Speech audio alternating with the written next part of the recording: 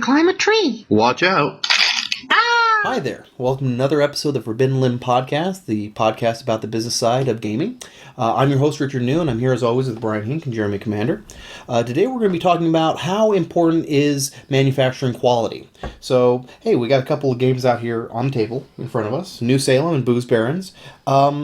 Tell me about the quality that we're seeing just in front of us, Brian. Yeah, so this is not Booze Barons final. This is a Booze Barons prototype because we're in manufacturing for that game right now. This looks like off the Game Crafter. Yeah, this is the Game Crafter. This is what we sent to our reviewers. So it's good quality. But and I recognize that off of the box. Yeah. It's a very thin box. It is very doesn't thin. Hold up. We've talked about that before. Yeah, it used to be worse. It used to be like a very flimsy box, but they're getting better and better at the Game Crafter. I'm excited. Some of the things that would that are going to be chipboard in the actual game are just cards here. So like the locations, but they have like tarot-sized cards. So this is good, certainly good enough for a prototype and good enough for a reviewer copy. We always run into issues with things being cards that should be chipboard or certain qualities, and people talk about the quality of the prototype, but that's really another story. But it is a very good prototype and pre-release copy of a game. And I honestly wouldn't be too unhappy releasing even a game that was manufactured by the Game Crafter. They're getting so good now. They're getting close to the point where I would be comfortable releasing a game that was manufactured in the Game Crafter. And I think that's only going to, I think I'd be more and more likely to it as they get better and better in their quality, especially something like an expansion. I could see us doing like a Booze Barons expansion that we just released on. It was all cards. Yeah, drive-through cards, or on the Game Crafter, or another similar print-on-demand solution. I've bought numerous games from the Game Crafter website, directly from their store, and I've backed a lot of Kickstarter campaigns that were manufactured or fulfilled with the Game Crafter. And generally, I'm pretty happy with the quality of the cards and the components you get. I will say for the Game Crafter, and they're upfront about that you can do higher quality materials by going with a large-scale printer. But then you have to print a minimum of 1,000 copies or 1,500 copies or whatever their print minimum is to go with that printer. Yep. When we did the review copies, what I wasn't too happy with was we have purple text on a brown background, and it is really hard to read that, especially across the table. Now, part of that is graphic design, and we've changed that. We've now done black and white, so it's really easy to read across the table. But part of that is also that the colors you're going to get from a print-on-demand manufacturer are a little muddier or not as strong as they are from working with a real printer. If I'm going to work with a real printer, I need to learn to convert my files from RGB, which I'm probably designing into CMYK for print. And the Game Crafter, one of the services they offer you is they do that for you. So they have written software that automatically takes your RGB file and converts it into CMYK for print and does a pretty darn good job of it. It is their secret sauce and one of their claims to fame. And I'm generally reasonably happy with that. I have ordered from some other print-on-demand manufacturers before, including drive-through cards we've talked about, and I like them a little bit better for color reproduction. But they require you to convert your files to CMYK before sending it to them, or as part of that process. And that can be very difficult unless your knowledge of printing and pre-press and computer software is pretty high. You can really get stuck trying to get your files into acceptable levels of CMYK color. We also want the colors to match. So in this game, we want the little plastic pieces to match the color of the cards. And so darker than the card. Yeah. So the Game Crafter isn't perfect, and we have 9 different colors. So we don't. We have a pretty wide array of colors, and so we don't want our red to look like our orange, for example. I backed a game called Dig Down Dwarf. It was an award-winning game. It was a big title on the Game Crafter. And I get the game. I think you've played this game. Claire, the 6-year-old we play games with, loves this game. Right. And there's like 6 colors in the game. And one of the components does not match the color in the game at all. And it's very confusing. And had they gone with a larger manufacturer, they probably could have matched that color exactly and not annoyed everybody who's playing that game. So what we're talking about here is manufacturing defects or limitations. And that's important when I get a game. And if I get a game that has those, it makes me think, if I buy another game from that company, am I going to run into the same thing? It might make me less likely to recommend it to a friend. If there are those kinds of defects. Much likely to back those guys or buy another game. Yeah, Absolutely. Yeah. So that's important, and so as a publisher, we're trying to find a low cost way to manufacture things. We don't want to spend money where we don't have to, but there's also a threshold we don't want to go under. We want to make sure the game is a high quality game, and we want to be known for that. Jamie Stegmaier, Stonemaier Games has built their brand around the highest quality games you can manufacture. Other companies are more about just manufacturing.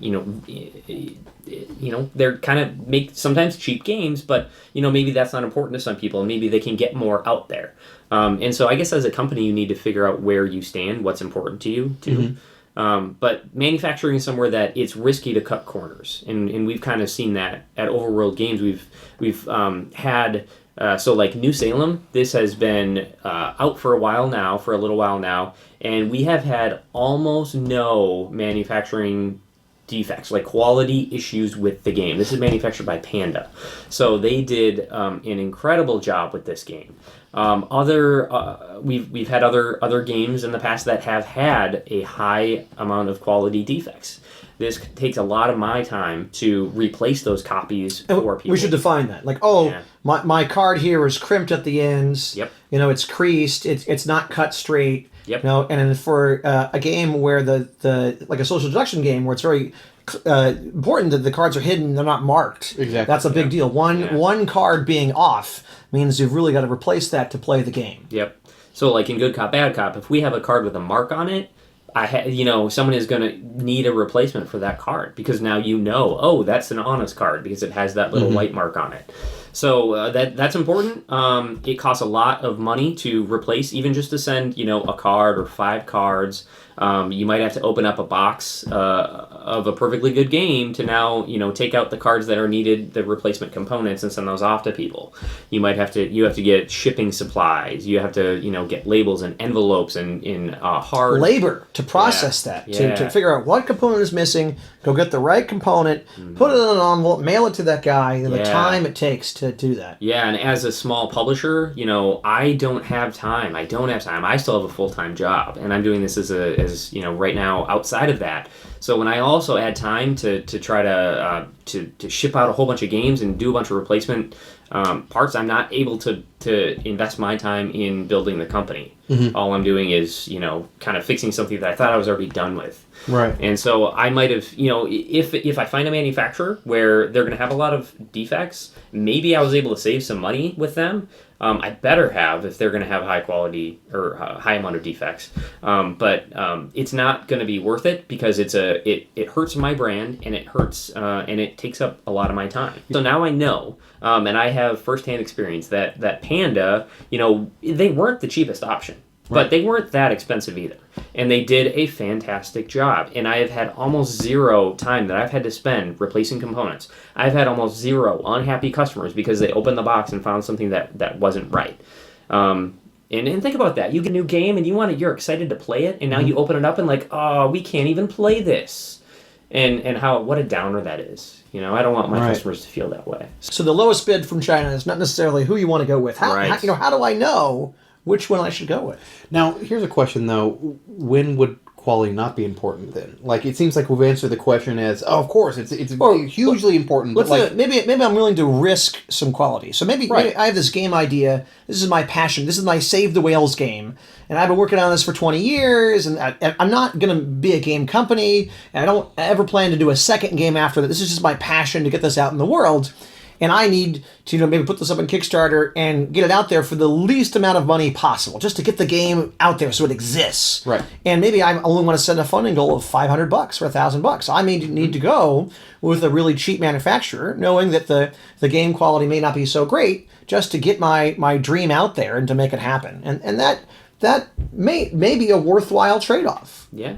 Or a print on demand, for that kind of thing. And we've structured our earlier campaigns on that possibility that we might have to do this as a print on demand game. We might not be able to make enough money to do a large print run manufacturer and do this game kind of right. But it would get the game out there, especially if you're just starting out. It's getting harder to break into Kickstarter. I think it's a great way to start. It is. I think start with a print on demand, small scale. It's a great way to start. Yep. I keep backing Kickstarter campaigns that say up front they're using print on demand, and I'm okay with that. I understand what I'm getting, Yep. and I'll keep buying games off the Game Crafter store. I don't want to sound like we're bagging on that, but you do see a difference between the print on demand and a big large scale printer. Mm-hmm. Like I bought a game off the Game Crafter store called Villages, Right. The Construct and Conquer card game or something like that. And it's like a rummy variant. It's a really fun game.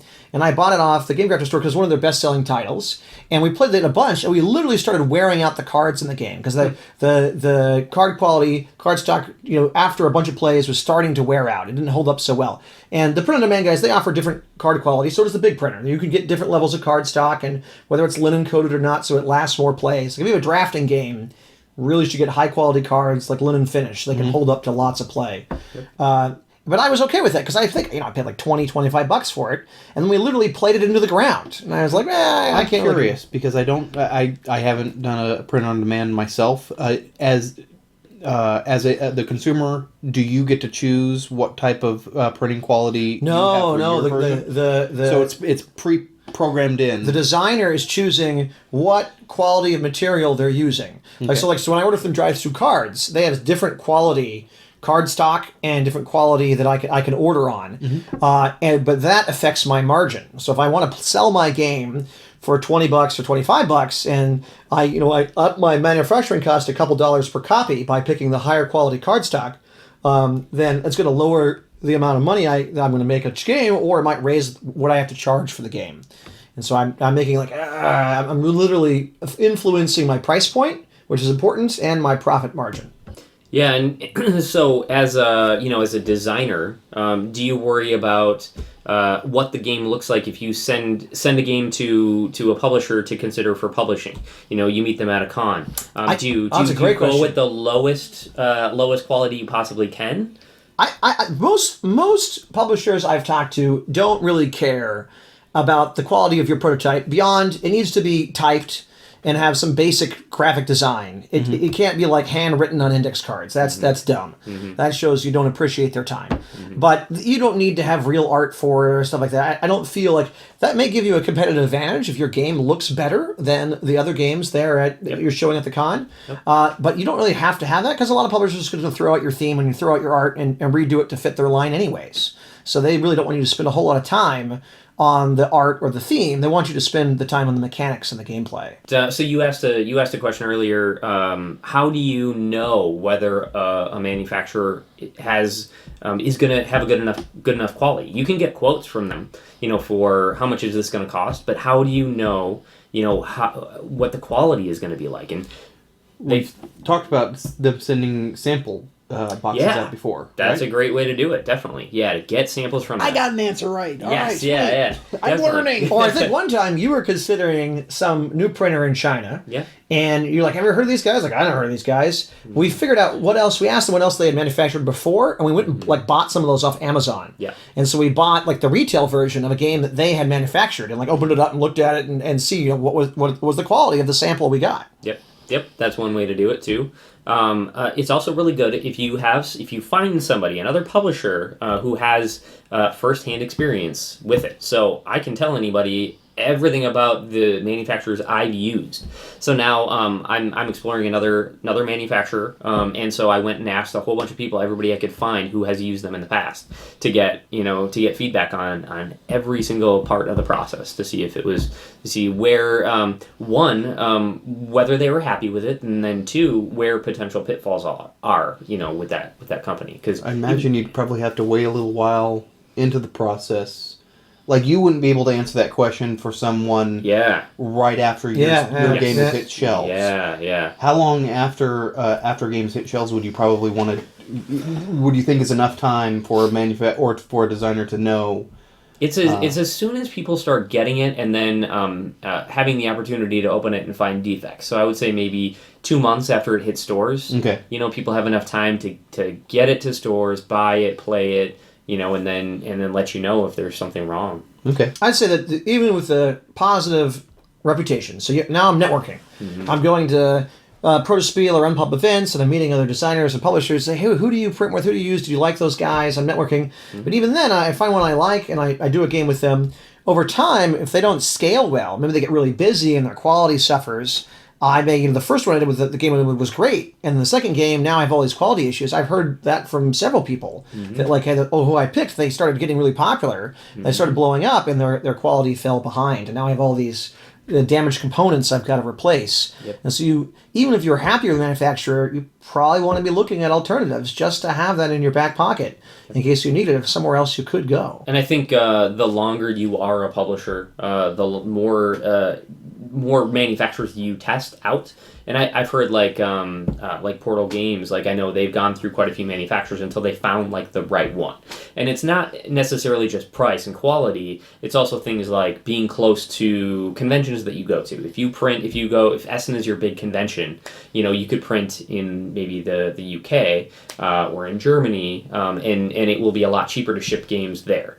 Or like we manufacture in China, so we use, currently using, send from China to do our Kickstarter fulfillment. These are things that are also important in a manufacturer. If I found a new manufacturer in the UK, that kind of goes outside of like this logistics infrastructure, this supply chain that I've kind of created and built the business around, that Clayton and I have created. So that those things are also important, not just price and quality. I'll give you one more example of something that I might not initially consider, is how often my game is going to get played. So like maybe I have a game and it comes out, people play it their weekly game night or monthly game night, and it can last a long time before it wears out. Versus if I had lower quality components that may wear out quicker. So I'll give you a real life example. At SAC Anime, we go to SAC Anime every year. A buddy of ours, Chris Castanetto, runs the game library in the game room at SAC Anime. And certain games are more popular than others. Social games, multiplayer social games tend to be more popular. So the Red Dragon Inn is very popular there.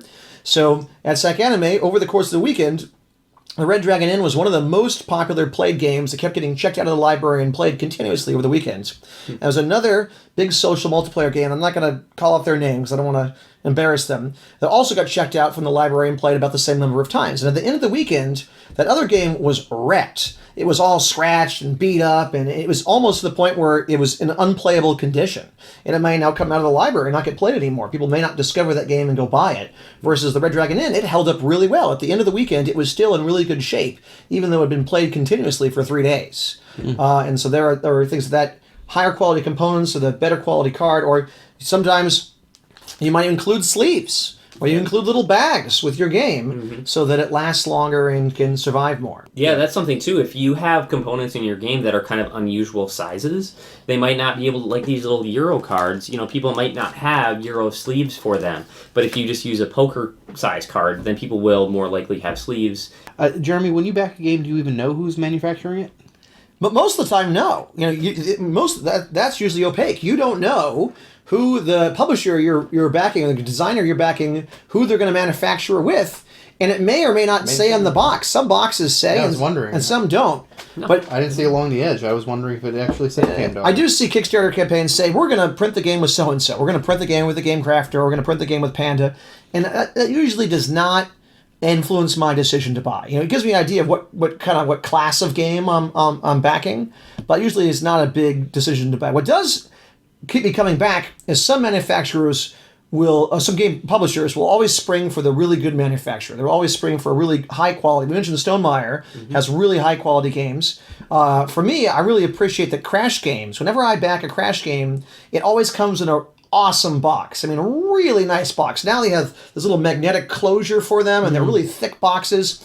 And so those are the kind of games I like to travel with. And some of their pub style games, I'll take it to a restaurant with me, or I'll take it in my jacket pocket, or I'll throw it in my carry-on bag in case we're going to play in the airport. And it gets jostled all around and banged up. And the Crash games, they hold up even after being beat to heck because they have a great box. And that keeps me coming back to them because they sprung for that really awesome box. And I have faith that their game's going to hold up over time.